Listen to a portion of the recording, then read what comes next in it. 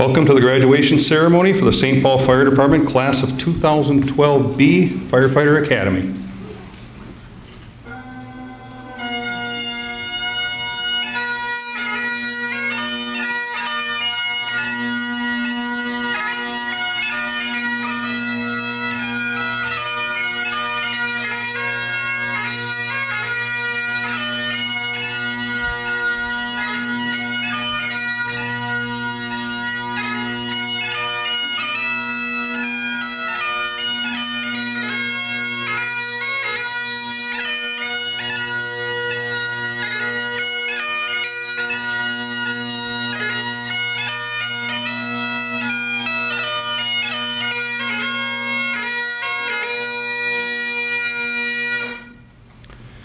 My name is Tom McDonough. I'm the training chief for the St. Paul Fire Department, and it is my honor to open the proceedings for our new 8 firefighters on the St. Paul Fire Department. This is the culmination of 14 weeks of intense and comprehensive training and builds upon a proud 156-year tradition of serving the community of St. Paul. Please rise as the St. Paul Fire Department Color Guard enters to post the colors, and please remain standing to recite the Pledge of Allegiance to the flag.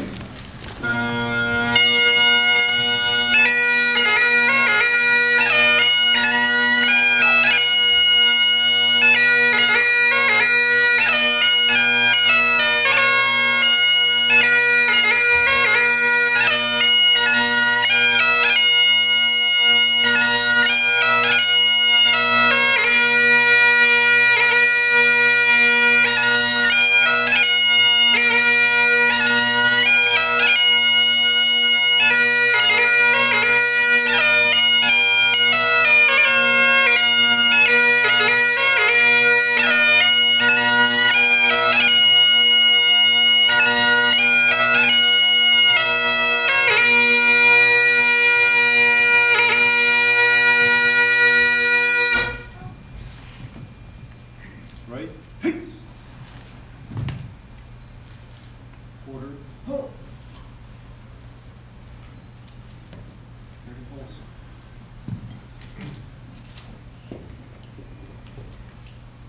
Ho!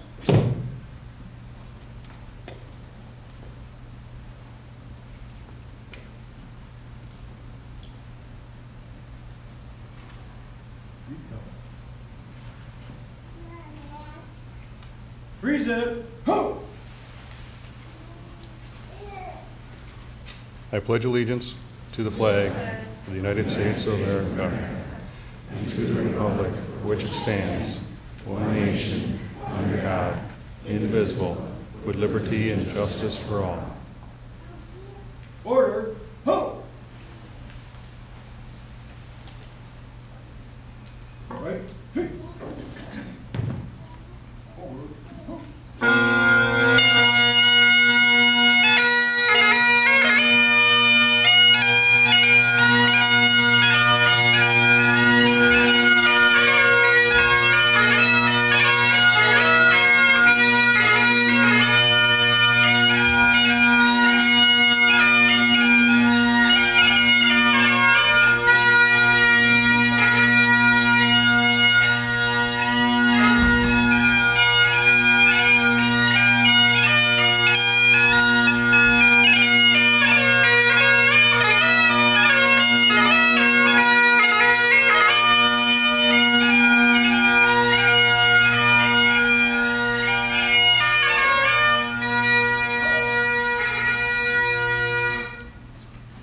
Class, you may be seated.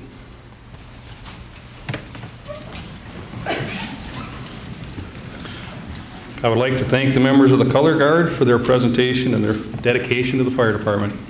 Fire Captain Bob Kipples, FEO Mike Cox, firefighter Jason Woodbury, and I would also like to thank our bagpipist today, Ben Shank, for the wonderful job he's done. At this time, I'd like to ask Father Dan Conlon to come up and offer a prayer of invocation.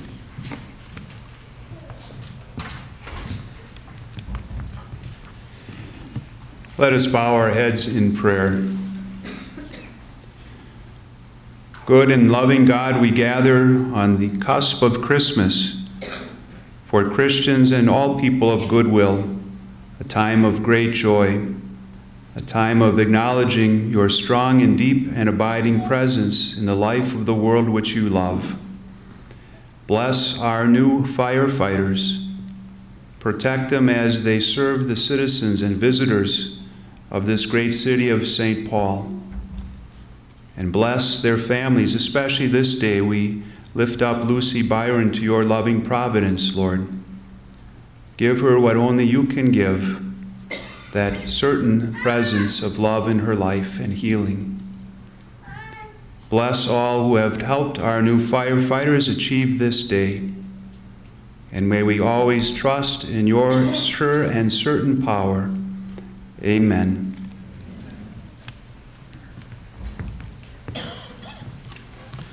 Thank you, Father Conlon.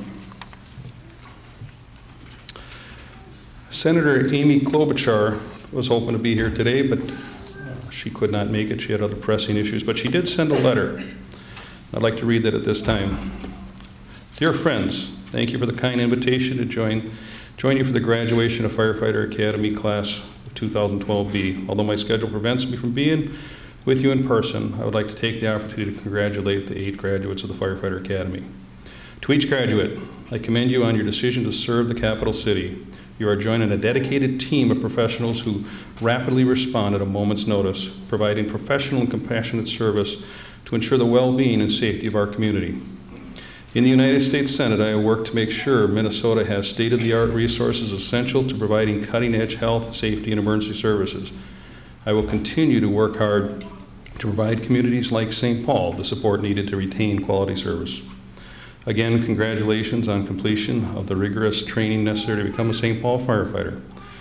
I want to thank all of the firefighters and emergency responders for their commitment to protecting our community every day, even at the risk of their own safety. I am very proud of our public safety personnel and honored to represent you in the United States Senator. Amy Klobuchar, United States Senate. And I can say from my experience that Senator Klobuchar has been a fantastic advocate for the fire service. At this time, I'd like to introduce Mayor Coleman, the mayor of the great city of St. Paul.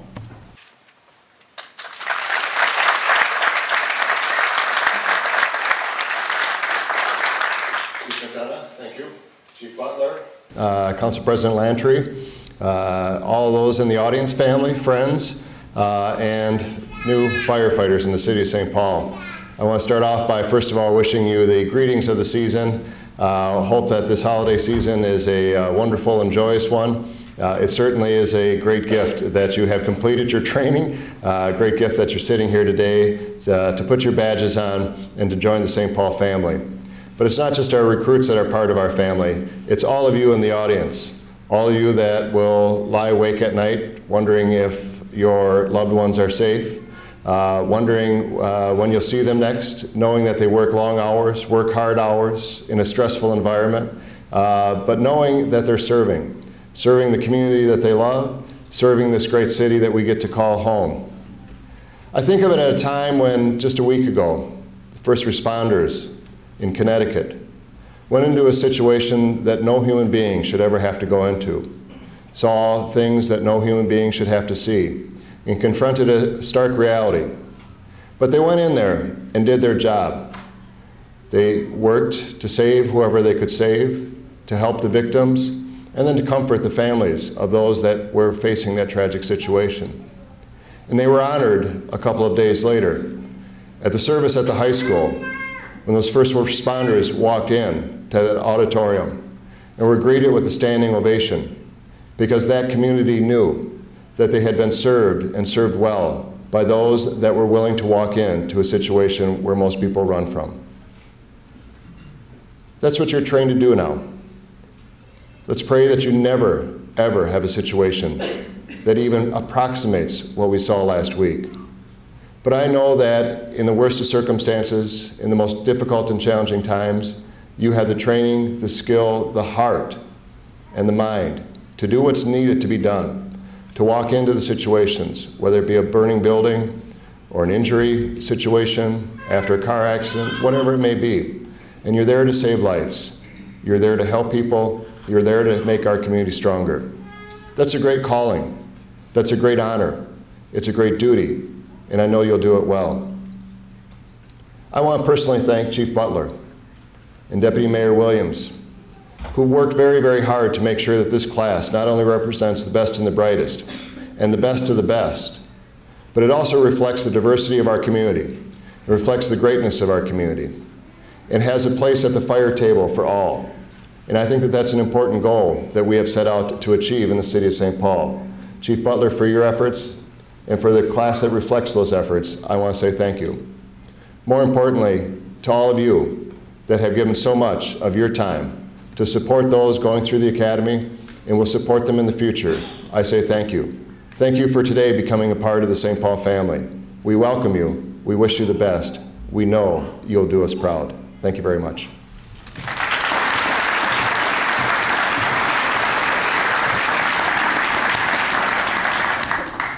Thank you, Mayor Coleman. It is my privilege to introduce the City of St. Paul City Council President, Kathy Lantry.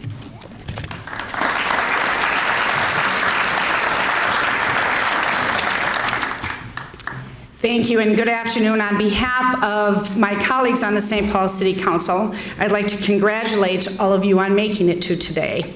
You already know the statistics on how you got to this point, and the term best of the best is 100% accurate. And when I think about that and the pressure associated with it, I think, oh, that's too much. However, I know that you have already shown that courage and fortitude when it comes to working hard, and now you're going to make a career out of it. We know you will have struggles throughout your career, but we also know that we have prepared you well going forward. You have trained and trained and trained. And your first emergency will reveal how critical all that training has been. I always mention that my grandfather was a St. Paul firefighter. And when I told my mom that I was speaking here today, she recounted her days of being the daughter of a St. Paul firefighter. She grew up in the 30s on the east side of St. Paul, and she said whenever they heard a siren, my grandma would pack her and my uncle into the car and follow the sirens. And when I asked her, I said, why in the world would you do that? She said, oh, I don't know. We just wanted to see what our dad was doing. We wanted to be where the action is. To this day, people are drawn to watching what you do and how you work. They admire the skill in which you do it, and they know that it is something they too could not do. There aren't many professions where this is the case. I can tell you from my own experience, where people get to watch me a ton, seldom is it done with admiration. Capitalize on that goodwill. Use your power to make St. Paul a better place. Encourage the young people you see to consider becoming a St. Paul firefighter. Show them the grace and intelligence you possess so that they will grow up to say, I want to be like you. Hopefully today is the first day of a very long career. And along with my colleagues and certainly the City of St. Paul, we congratulate you. Think of this as a great holiday present and enjoy your career. Thank you.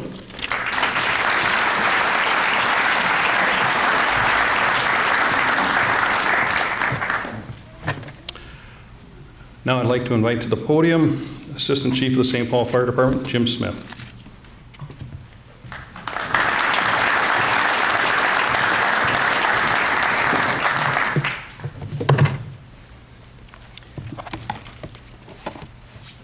Thank you, Chief McDonough. Mayor Coleman, Deputy Mayor Williams, Council President Lantry, Chief Butler, and other honored guests, family, friends, and especially the 8 new recruits.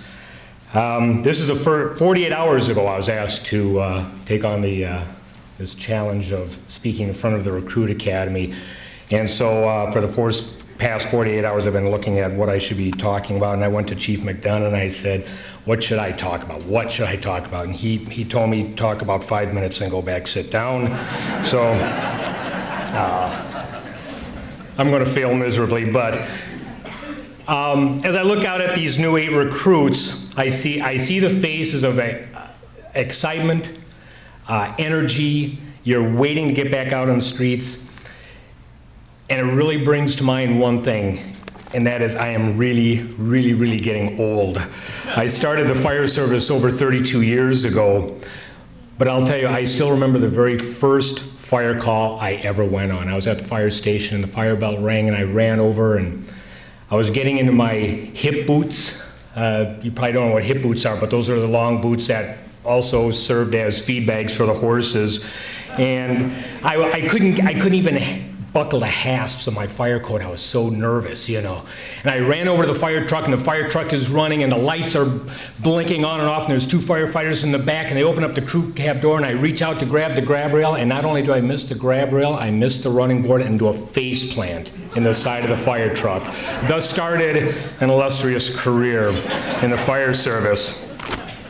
Many months went by doing a lot of fire calls and such, and there was one fire, though, that brought everything into perspective, and that was a fire that we had to an apartment, and when we got there, there were 2 floors just fully involved, and we were told to go to the 2nd floor, and we went to the 2nd floor, and a crew from another community went down below, and they fought the fire downstairs, we fought the fire upstairs. We got done with the fire, and we came out, and just like any firefighter, your chest is sticking out, you're walking around because you just beat down the beast, and you got smoke all over your face and all that stuff, and I saw one of my recruit friends from another department. And I went up to him and I said, "Hey, how you doing?" And he just kind of looked at me very sullen. He said, "I found one of them." Found one of them. Unfortunately, in the fire apartment below, 3 children died in the apartment fire, found in a closet in which they were hiding after they had lit the bed on fire. It was at that moment that I realized that I was entering into a profession that dealt with real lives. This isn't real life like we see on MTV, or God help us, the Real Housewives of Beverly Hills. This was unchoreographed, unscripted, real life. I gotta tell you that as you go in through your career, you are going to find that this real life profession is not only going to change the lives of people that you don't know, but it's going to change your life as well. This profession is going to give you some of your greatest highs and some of your, unfortunately, greatest lows as well. But I know that you're going to be able to get through it because you are, as I've heard from Chief McDonough, true professionals, and I'm proud of that. Today you're going to receive the fire department's badge. And to put things into perspective, I do want to tell you one thing, that after the 14 weeks of just doing everything you can, learning everything you know, being trained, you are now going to get a badge. You're going to walk across stage 3 inches off this floor. You are going to be in a profession where you are going to become a servant. You are going to be a public servant. You are going to be basically a butler with a badge. You are going to respond to people's messes and clean them up. You are also going to metaphorically tuck them in at night into their safe, cozy homes simply by preparing them, keeping them safe through programs like our Safe Haven program. You are basically going to be a servant to the citizens of the city of St. Paul. And now you must accept the fact that because you are a servant, it's not all about you. It's all about them. You no longer will have the luxury of not giving 100% because you're having a bad day. You no longer will have the luxury of not deciding to give 100% because you're responding to your 10th, 11th, 12th call of the day. Though it may be your umpteenth call, it is the caller's first call of the day. It is their emergency, and their emergency is defined by anything that takes them outside of their comfort bubble. So you may be responding to something as major as a heart attack or something as simple as a nosebleed or somebody who fell out of bed. You may respond to a raging basement fire or a smell of smoke only to find out that it was a piece of Tupperware leaning up against the heating element inside their dishwasher. But it's their emergency. I have challenged you one thing. I challenge you to give 100% of your efforts to every customer and give them the professionalism and courtesy that they expect and deserve. But I'm 100% confident that you're going to rise to that challenge. Today you're going to receive your badge allowing you to respond to 100 calls in a year. Hundreds and hundreds of calls in the years ahead. And as we all know, the fire service is the most dangerous profession in the United States. Historically, we've worn that moniker like a badge of pride. But as Chief McDonough and I have discussed many, many times, instead of proudly stating that we are firefighters, the most dangerous profession in the world, why don't we look back and say, what are we doing about it? Why don't we make it the safest? Well, I'm here to tell you, since becoming Assistant Chief and through the leadership of Chief Butler, the extraordinary efforts of our training division, our department has made great strides in protecting our firefighters from the inherent dangers of the job. We've increased our training staff. We've put on programs that have just been unbelievable. The RIT program, Rapid Intervention Team, the heavy auto extrication, all of these programs to better train our firefighters to be safer. In the past 3 years, we've put on more comprehensive training programs than we ever have in the past. And I've also often heard that the St. Paul Fire Department is one of the best fire departments in the state of Minnesota. But I can honestly tell you here and now today that with the department's extensive training regimen, with the fleet of apparatus that we now have, we are getting a brand new ladder truck in 2013, and with the current staffing of 425 professionally trained firefighters, you will be joining the best fire department in the state of Minnesota, the St. Paul Fire Department.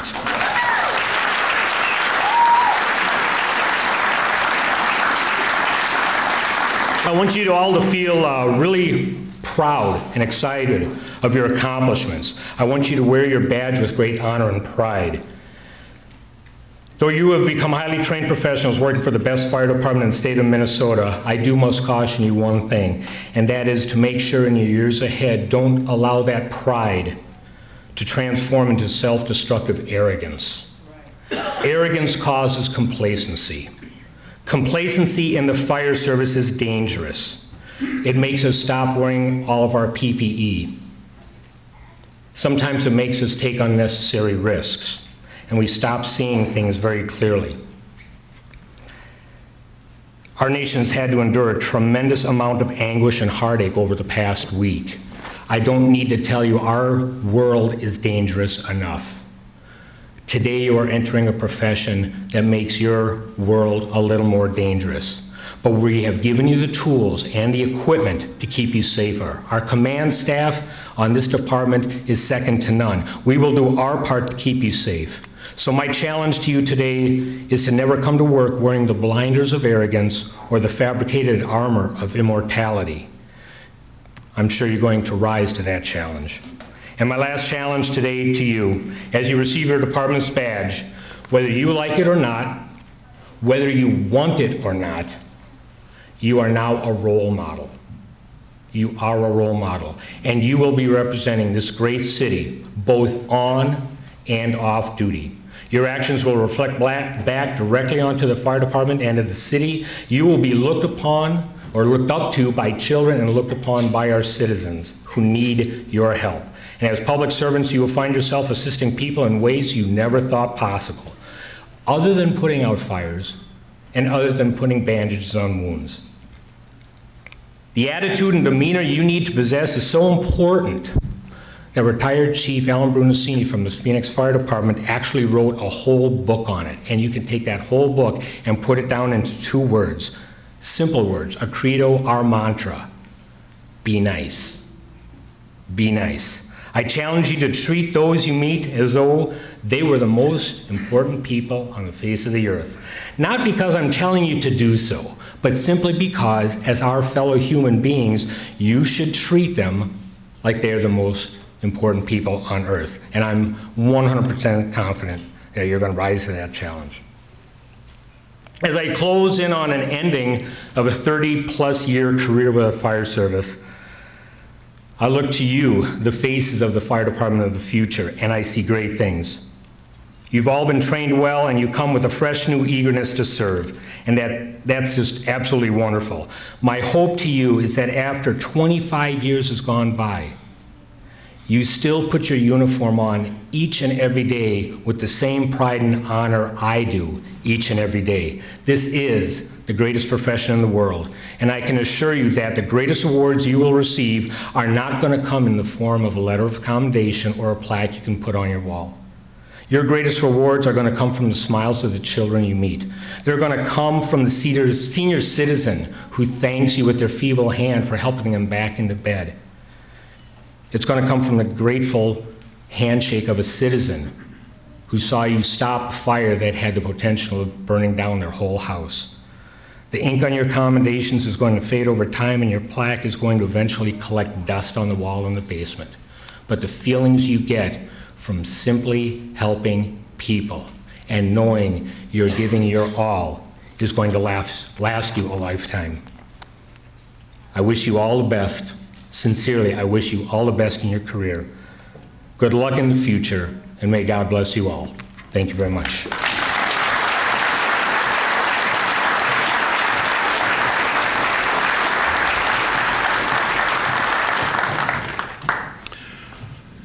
Dr. R.J. Frasconi has been the medical director for the St. Paul Fire Department since long before I was here, or in fact, any chief sitting on the stage here today. I'd like to invite Dr. Frasconi to say a few words.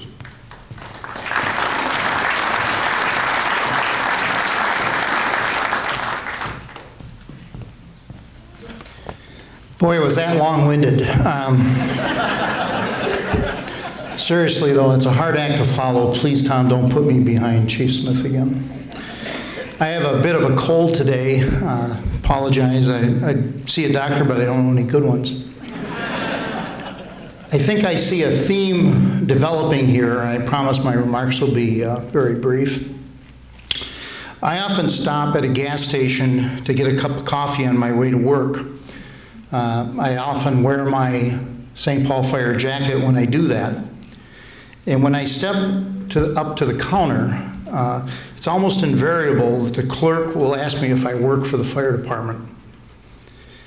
I have two reactions to that every time it happens. The first is I'm flattered that someone would think I'm actually young enough to work for the fire department. But the other is a sense of overwhelming pride.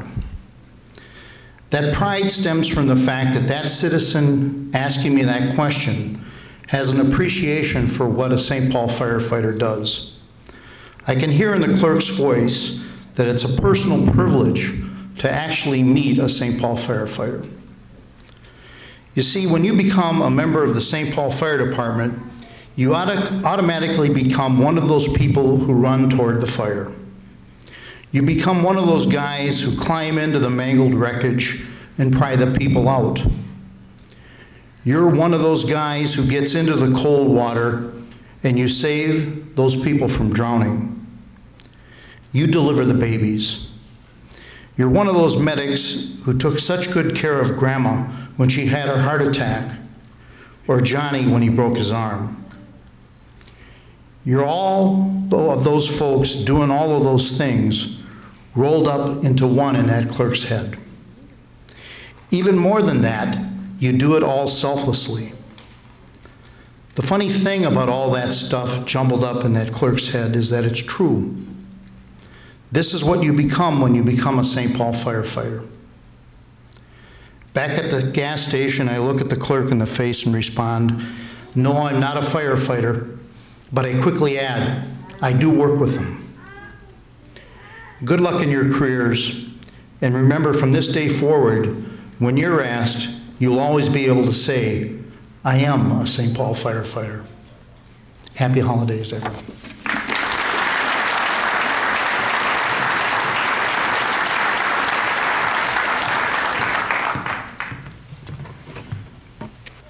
Ladies and gentlemen, Mayor Coleman, Council President Lantry, Chief Butler, Assistant Chief Smith, Deputy Mayor Williams, Dr. Frasconi, Father Conlon, honored guests, fellow firefighters, and graduates of the St. Paul Fire Academy. A successful fire training academy requires a significant team effort with preparation that actually begins months in advance. I would like to now introduce and thank all the members of the training division. Please stand when I mention your name. Training Officer Ken Gilliam. During a large portion of this academy, I was performing other duties and I was unable to function as the training chief. Fortunately, once again, Ken was willing to step up and he was more than capable to take on that role. Ken has done a fantastic job again of managing the academy and setting the tone for our new recruits. Thank you, Ken.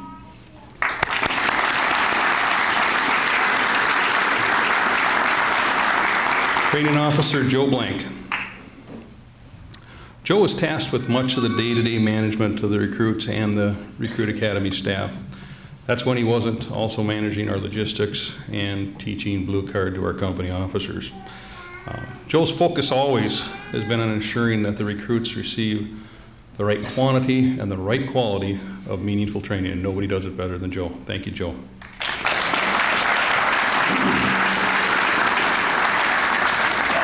Training Officer Denny Hall. This is the third Recruit Academy that Denny's worked. Denny has a great depth of experience, and he really has a, I guess you'd just say, a no BS approach. And I think the recruits appreciate it. I can see you nodding, and I know I certainly appreciate it. Thank you very much, Denny.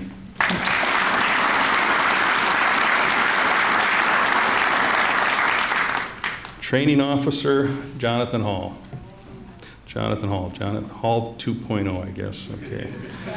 Jonathan is a person that spends a great deal of his own time working on developing his firefighting skills. As a matter of fact, I know nobody on the department that has put more time into developing and honing those skills. And I'm very thankful that Jonathan was willing to come off the shift and come on to a 40-hour week and share those skills with our recruits. Thank you, Jonathan. Training Officer Andrew Beasy.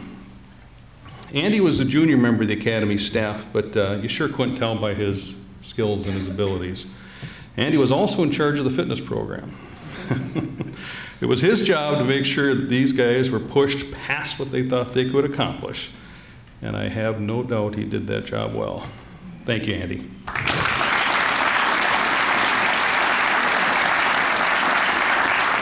Training Assistants Jerry Dino and Clarence Hawkins. Actually, Jerry's up in the back and Clarence Hawkins is up in the AV booth for us. Although Hawk and Jerry didn't have a lot of direct involvement with this particular academy, we still have a full fire department to train. So Jerry and Hawk were responsible for all the day-to-day operations while other people were working on the academy. And I thank you for that service, Jerry and Hawk.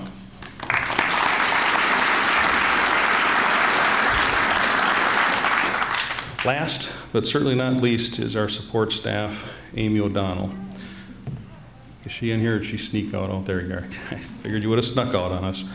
Amy works primarily behind the scenes. From everything at the very beginning of the academy, the preparation I talked about, she's the one who puts all the recruit manuals together. And she did all the arrangements all the way up to this graduation today. We could not have a successful academy without the help of Amy O'Donnell. Thank you, Amy.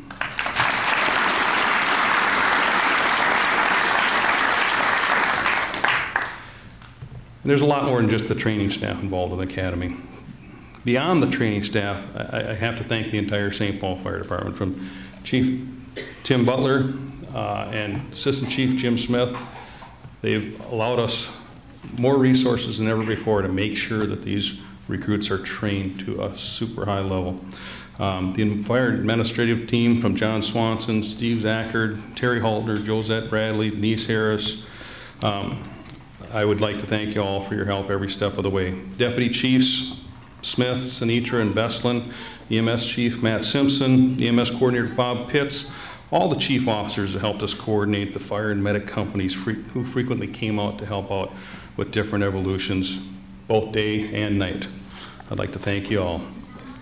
To all the fire companies who came out to teach and work with the recruits, run PT evolutions voluntarily, and companies were left in service to cover while the other companies were out helping with the academy. I'd like to thank the specialty instructors that came out, especially arson investigator Jamie Novak, who's also here taking photos for us today. Jamie's an international speaker on arson investigation. He did a fantastic class for the recruits, and He actually did one demonstration during this academy that shook my windows and gave me flashback of Iraq. But also fire captains, FEOs, and all the seasoned firefighters who are willing to come out and pass on lessons learned. I'd like to thank you. In addition to those already mentioned, I'd like to acknowledge that the Recruit Academy is really a community effort. It's not just within the fire department. We have building maintenance, equipment services, fire prevention, human resources, risk management, Ramsey County Dispatch Center, Regions Hospital, PERA, the Veterans Administration, and we had 2 public-private partnerships during this academy that have been long-standing partnerships. Flint Hills Resources has allowed our recruits to come down and train at the refinery with them. And one of the most amazing public-private partnerships I've seen in my entire career was the relationship we have with Rock 10. Rock 10's been a very active partner with the City of St. Paul Fire Department for many, many years. And every time we use their facilities, I'm amazed more and more how accommodating they are. So I'd like to thank you all for your assistance. Most importantly, recruits, please appreciate the number of people that have dedicated time and service to your class in an effort to better prepare you for service to the public. We got many traditions in the fire service, and we've been kind of starting a couple new ones. About 3 years ago, about the same time Training Officer Denny Hall started the academy, we started the tradition of the pink fire extinguisher. You know what we're talking about. And it is just like it sounds. It's a huge 30-pound carbon dioxide fire extinguisher that was painted pink years ago, or 3 years ago, I should say. And the reason for it is when a recruit messes up, he gets to document what they did, and they get to carry the extinguisher for the entire next day. And it's just a way of reinforcing lessons learned. It's not meant to be mean.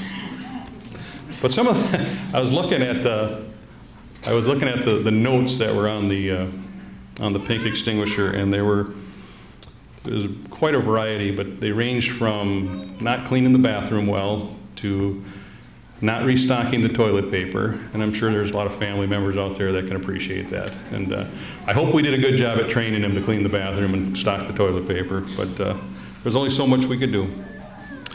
And then the one that really did kind of stick out for me was one simply stated, a plethora of constant disappointments to Training Officer Hall 2.0. Good job, guys. All right. Now, a more positive tradition that we started a couple years ago is that we've decided to designate a top recruit for every class. The training staff came up with the grading criteria, and we really basically use 4 criteria. We use academic grades, physical test times, peer review process, and training officer review process. Each member of the class and the training staff ranked the other members of the staff, or the other members of the class, I mean. And we did it, again, based on test scores, leadership, integrity, and character. Those were the things we were really looking for.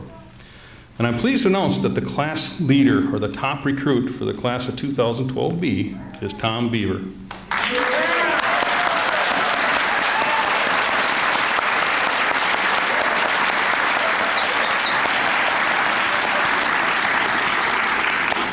Well done, Tom. Also, we asked the class to pick a class speaker to come up and say a few words for you. And the class chose Joaquin Rosales.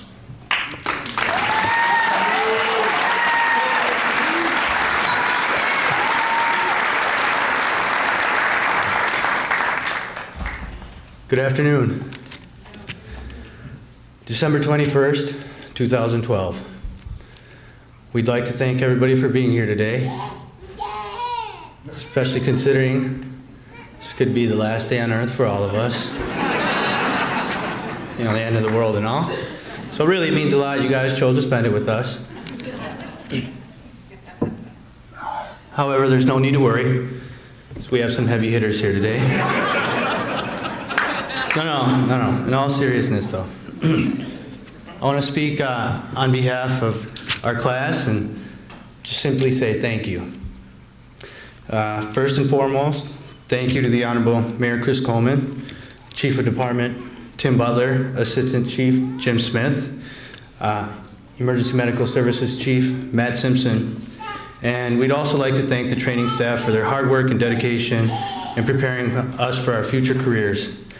Chief of Training Tom McDonough, and Training Officer Ken Gilliam, Captain Joe Blank, Training Officer Dennis Hall, Training Officer John Hall, and Training Officer Andy Beasy. In addition, thank you to the firefighters who are already on the streets, who took the time to come to the training facility and work with us. Some of you guys are here today. We really appreciated it, especially that extra PT. But we'd also really like to extend a very special thank you to our families who've supported us through this rigorous and rewarding experience, even if at times we weren't the easiest to be around. So really, we couldn't have done it without you guys. So we stand here today proud to be given the opportunity to pledge our allegiance to a department that stands at the forefront of its profession. Honored to become a part of such an elite team of brothers and sisters with such a long-standing history of tradition. So thank you, St. Paul. It's with great pride that we serve you.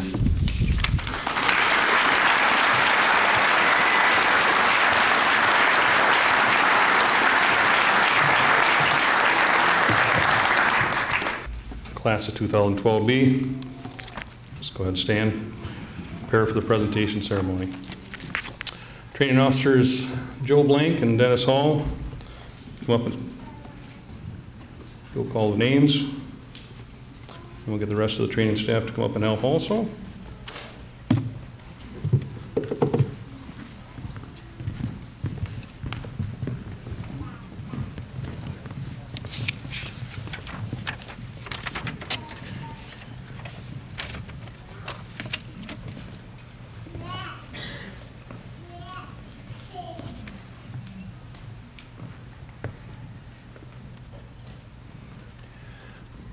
Thomas Beaver.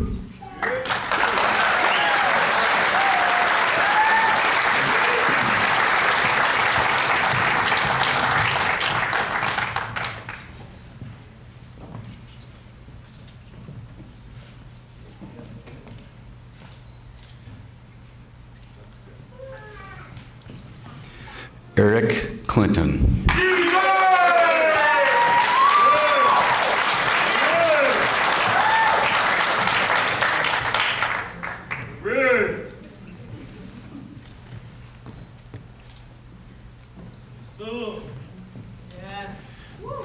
Ryan Eckert.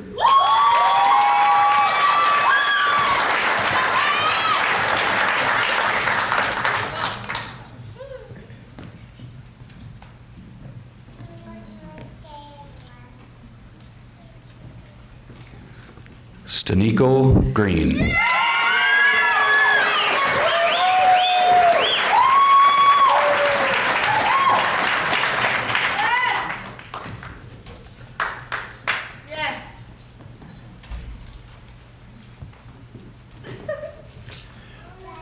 Nicholas Hannigan.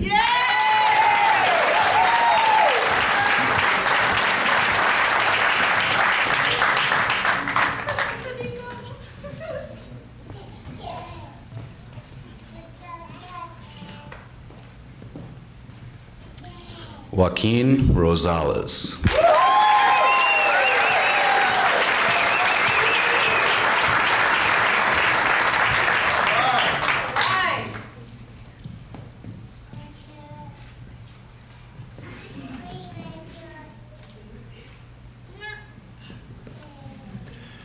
Nicholas Vars.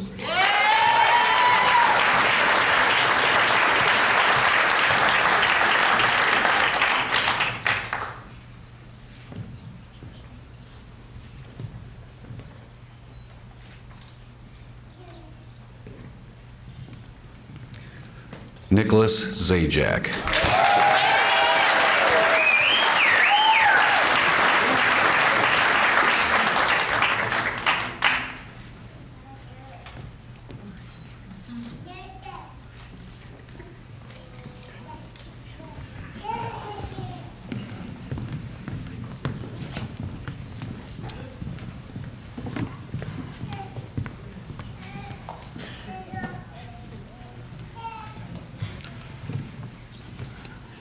Chief Butler, if I get you to come to the podium for administering the oath. Class of 2012B, raise your right hand, repeat after me. I state your name. Solemnly swear to uphold the Constitution of the United States.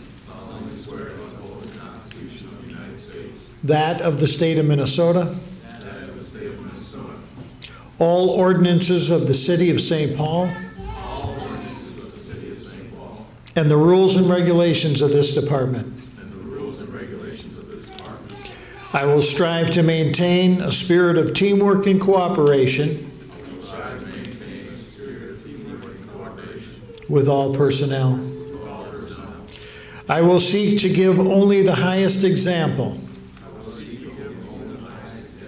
of honesty, integrity, and good citizenship.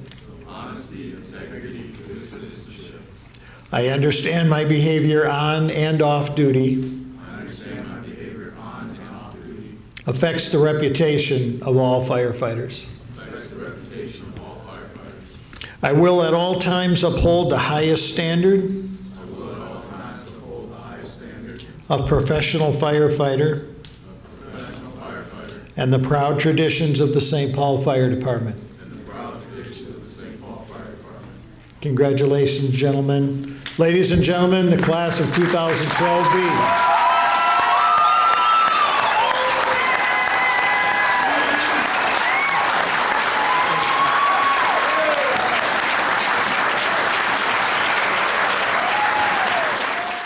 Gentlemen,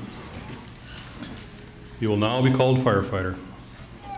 You've joined an organization that's more of an all hazards organization. You not only respond to structure fires, we respond to medicals, technical rescue, helicopter rescue, high-rise operations, hazmat, CBRN, structural collapse, rapid intervention team, mass casualties, just to name a few. Over the past 14 weeks, we have given you what I believe is an absolute solid foundation. I know that each of you here today has dedicated far more than 40 hours a week. You had late nights, extra studying, extra PT, and quite simply just some recovering, I'm sure. You've learned about our history, our policies, our procedures. You've been drilled hard.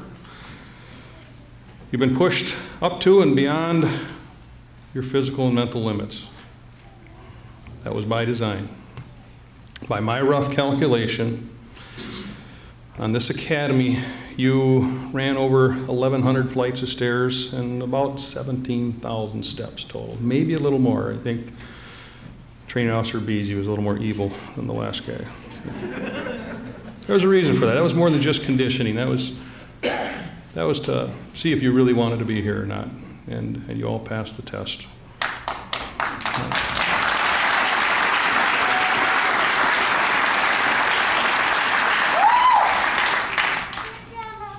Most people don't know we actually started with a class of 11, so not everybody was up to the challenge. You fought fires during the day and during some very long nights. You've cut apart cars, you've driven trucks on the skid track. You've been blindfolded, you've been drilled enough on your personal protective equipment that it should be second nature to you. You've been tested and you've been retested some more. Again, this is all for a reason.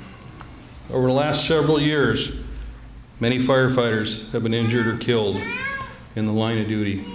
And when we look at the investigations, all too often, it's because they lacked good firefighter survival skills. That's unexcusable if you ask me. You were told the first day of the academy that you would have those skills ingrained in you or you weren't going to pass. Well, you clearly have proven mastery of those skills or you wouldn't be sitting here today. So where do you go from here? I challenge you to continue to learn, hone them skills, then pass them on to someone else someday. Most importantly, remember where you are right now, here today. Remember how hard you have worked for this career. Remember that this is a noble profession. Appreciate that you now have a career where you have the opportunity to positively affect someone in their worst possible day.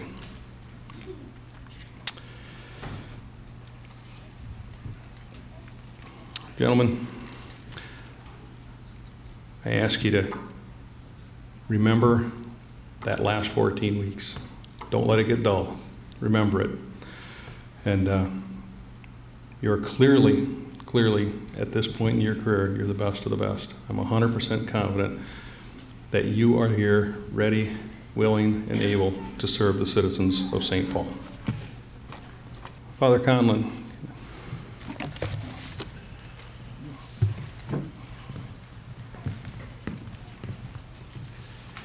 Let us bow our heads again in prayer. Almighty and ever-living God, on this afternoon of exceedingly great joy, we are mindful of those in our world, in our nation, and in our midst who suffer greatly, who are feeling lost and lonely and burdened. May some of the joy that we feel right now in your loving and holy providence go out to them, that like us we may and they may always trust in your love for them. And again we ask your blessing upon our new St. Paul firefighters and their brothers and sisters in our department. Protect them. Let them know of your love for them. Help them carry the burdens of their vocation, and let them know the joy of this day in their future years of service. We ask this and all our prayers in the power of your holy name. Amen. And in the newest members of the St. Paul Fire Department, I wish you a long, safe, and successful career. Welcome to the family.